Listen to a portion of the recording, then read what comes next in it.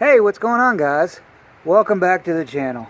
In this video, I'm going to show you how to cut the receiver off the end of your trailer so you can replace it with a brand new one.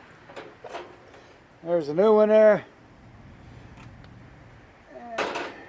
We already got the other side done.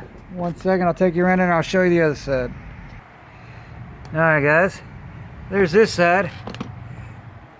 And as you can see, we cut the tongue of the trailer and we got it already separated.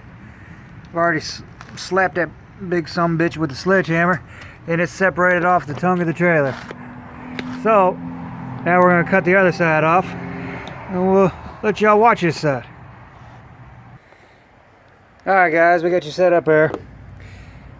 Get my cutting glasses. They're just tinted safety glasses. We're going to let you watch it on this side.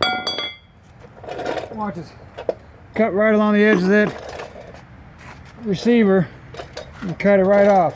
A lot of people don't understand the basis in using a torch. You know, a big thing with using a torch, it's only going to cut what you get cherry hot.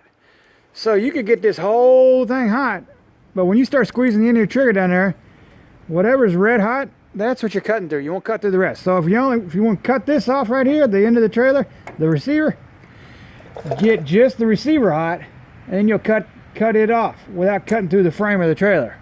Let me show you how we do it.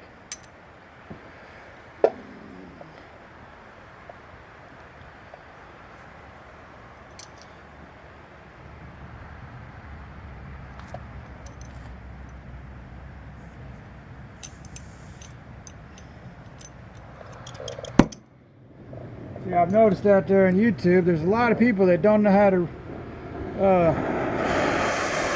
use a torch. So they'll booger it up, whatever they're cutting for. You know, like I said, the only thing when you squeeze that trigger, it's only going to cut through what you have red hot.